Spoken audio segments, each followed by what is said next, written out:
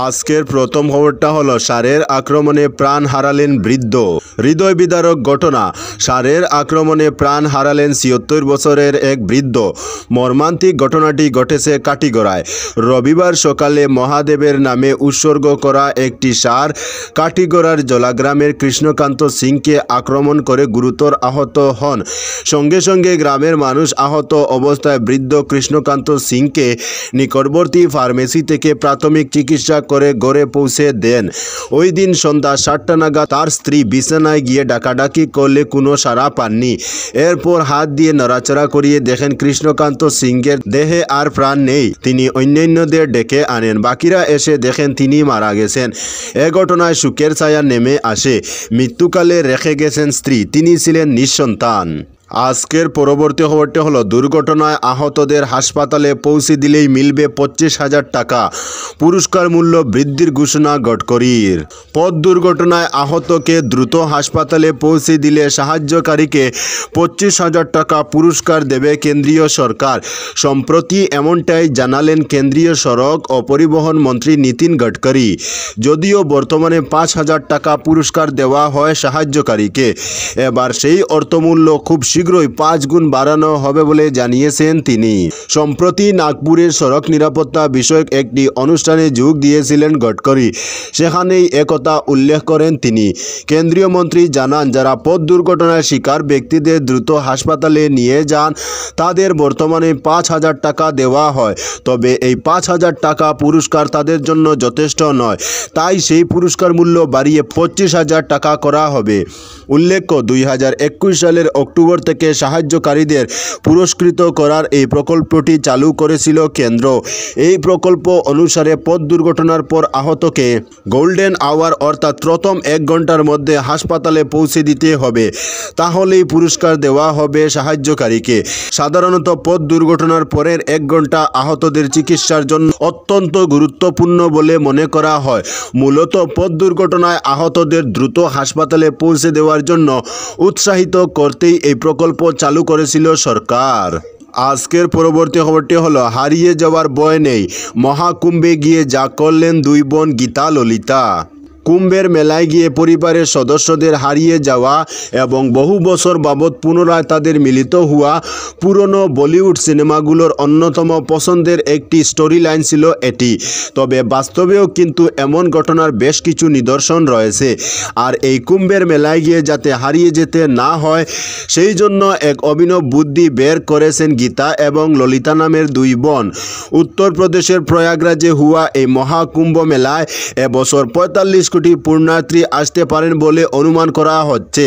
আর এই কোটি কোটি মানুষের ভিড়ে যাতে হারিয়ে না যান সেই জন্য এই দুই বোন একটি লাল ফিতে দিয়ে নিজেদের হাতের চুড়ি পরস্পরের সঙ্গে বেঁধে রেখেছেন। আর এইভাবেই ভিড়ের মধ্যে পরস্পরের থেকে আলাদা হয়ে যাওয়া এড়াতেই চাইছেন তারা। বিগত দুদিন ধরে শহরের সব জায়গাতেই তারা এই লাল ফিতে বাঁধা অবস্থাতেই ঘুরে বেড়াচ্ছেন। যে কদিন এখানে থাকবেন এই লাল ফিতে তাদের হাতের চুড়িতে বাঁধা থাকবে বলে জানিয়েছেন তারা।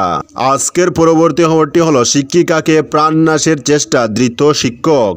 মানকাচার শিক্ষা ব্লকের অন্তর্গত আলগা বর্মনপাড়া ১৭২৪ নম্বর বড়ই এলপি স্কুলের কর্মরত টেট শিক্ষক পঙ্কজ শর্মাকে হত্যার অভিযোগে গ্রেফতার করা হয়েছে। জানা যায়, পঙ্কজ শর্মার বিরুদ্ধে দক্ষিণ সালমারা মানকাচর জেলার আরেকটি এলপি স্কুলের এক শিক্ষিকাকে তার ভাড়া বাড়িতে প্রবেশ করে হত্যার চেষ্টা করার অভিযোগ রয়েছে।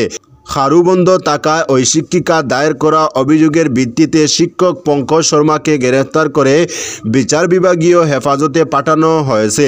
উল্লেখ্য, শিক্ষকের অভিযোগ অনুযায়ী ওই শিক্ষক একটি বই নেওয়ার কথা বলে শিক্ষকের ঘরে প্রবেশ করেন এবং তার মোবাইল ফোনটি ভেঙে দেন। এরপর পঙ্কজ শর্মা ওই শিক্ষককে শ্বাসরুদ্ধ করে হত্যার চেষ্টা করেন। আজকের পরবর্তী খবরটি হলো গৌহাটিতে তরুণীর চরম সিদ্ধান্ত। ফের গৌহাটিতে তরুণীর চরমপন্থা গ্রহণ। উরুকার দিনে গৌহাটিতে এক তরুণী চরম সিদ্ধান্ত নিয়েছেন। মহানগরের পূর্ব সরানিয়ার একটি বাড়া ঘরে মৃতদেহ উদ্ধার হলো তরুণীর। এই ঘরে একাই ছিলেন। মৃত তরুণী ঈশা বড়ালী বলে পরিচয় পাওয়া যায়।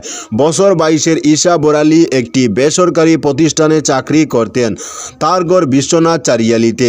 তিনি পূর্ব সরানিয়ায় এক বন্ধুর সঙ্গে বাসা ভাড়া নিয়ে থাকতেন। তার বন্ধু গতকাল বাড়ি চলে গেছেন। সোমবার একা থাকা অবস্থায় আত্মহত্যা করেন ঈশা। তবে এই সিদ্ধান্তের কারণ এখনও জানা যায়নি। নগর পুলিশ তদন্ত শুরু করেছে। এ নিয়ে গৌহাটি মহানগরে সপ্তাহের মধ্যে 3 তরুণী আত্মহত্যা করেছেন। আজকের পরবর্তী খবরটি হলো ভারতবর্ষে নেই ন্যায়তন্ত্র। পুরীর শঙ্করাচার্যের মন্তব্যে হুলুস্থুলু গঙ্গাসাগর মেলায়। নকল শঙ্করাচার্য বানানো হচ্ছে। নকল শঙ্করাচার্য বানিয়ে ঘুরানো হচ্ছে বিভিন্ন পূর্ণ ক্ষেত্রে।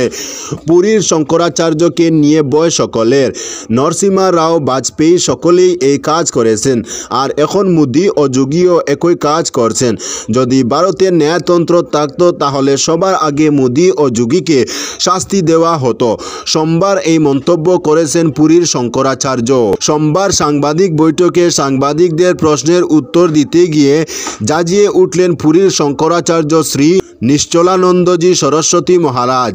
গঙ্গাসাগর মেলায় এসে তিনি দেশ ও এই রাজ্যের বর্তমান পরিস্থিতি সহ নানা বিষয়ে সাংবাদিকদের মুখোমুখি হন। সেখানে বক্তব্য রাখতে গিয়ে এই কথা বলেন তিনি বলেন, শঙ্করাচার্য বানানোর কাজ কি কোনো অরাজনৈতিক দলের? আমি কোনো অরাজনৈতিক দলের লোক নই। আমাকে নিয়ে ওদের ভয় রয়েছে, আর তাই আমাকে টক্কর দেওয়ার জন্য নরসিমা রাও এক আতঙ্কবাদীকে নকল শঙ্করাচার্য তৈরি করে ঘুরিয়েছিলেন। এখন যোগী আর মোদিও তাই করছেন। নকল প্রধানমন্ত্রী নকল মুখ্যমন্ত্রী হয় কি?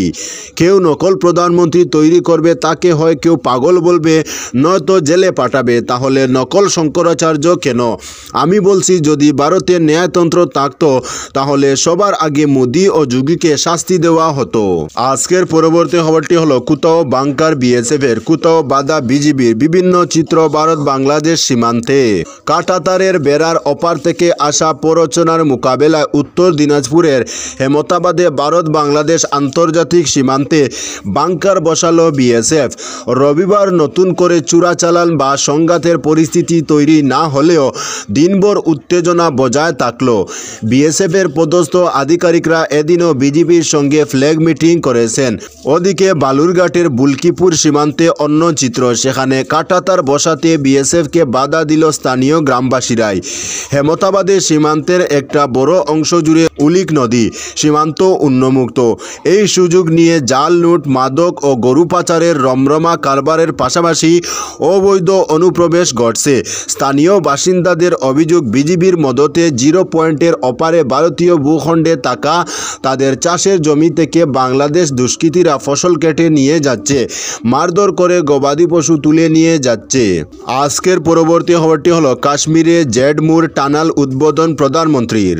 কাশ্মীর ফিরে পাচ্ছে তার ভূস্বর্গ পরিচয়। সোমবার জম্মু কাশ্মীরের গান্দেরবাল জেলায় 6.5 কিলোমিটার দীর্ঘ জেডমুর টানেল উদ্বোধন করে এমনটাই বললেন প্রধানমন্ত্রী নরেন্দ্র মোদী। পাশাপাশি গত বছর অক্টোবর মাসে সোনমার্গের এই জেডমুর টানেলের কাছে জঙ্গি হামলায় মৃত 7 জনের প্রতি তার শ্রদ্ধা জানিয়েছেন তিনি। উল্লেখ্য, এই টানেলটি খুলে যাওয়ায় এখন থেকে গোটা বছর জুড়েই পর্যটকরা সোনামার্গে আসতে পারবেন।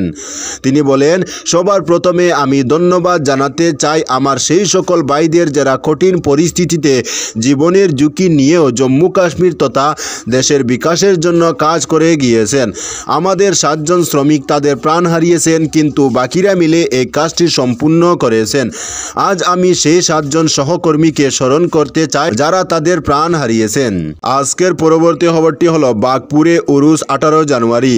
জোর কদমে চলছে প্যান্ডেলের কাজ। আগামী 18 জানুয়ারি শনিবার রাতে বিভিন্ন কার্যসূচির মাধ্যমে অনুষ্ঠিত হবে অলিয়ে কামিল শাহ সফি মকবুল হুসেন বাগপুরীর রহমতুল্লাহ আলাইহির উরুস মাহফিল।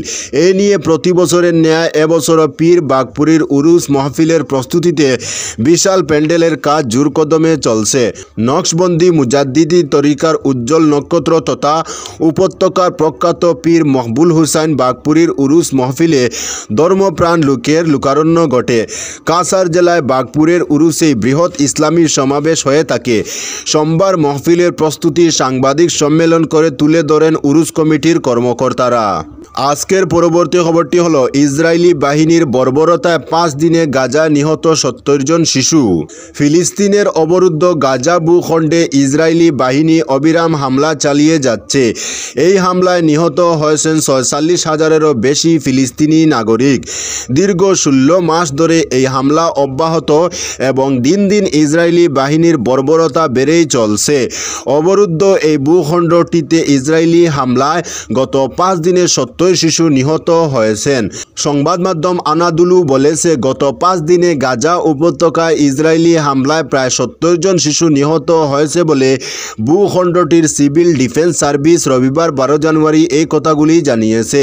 সংস্থাটি নিহত শিশুদের বয়স সম্পর্কে বিশদ বিবরণ দেয়নি, শুধুমাত্র বলেছে ফিলিস্তিনের এই ভূখণ্ড জুড়ে বেশ কয়েকটি এলাকা লক্ষ্য করে চালানো হামলায় নিহত হয়েছেন তারা। তো বন্ধুরা, আজকের জন্য এতটুকু। পরবর্তী কোনো নতুন ভিডিওতে দেখা হবে, তখন অবধি ধন্যবাদ।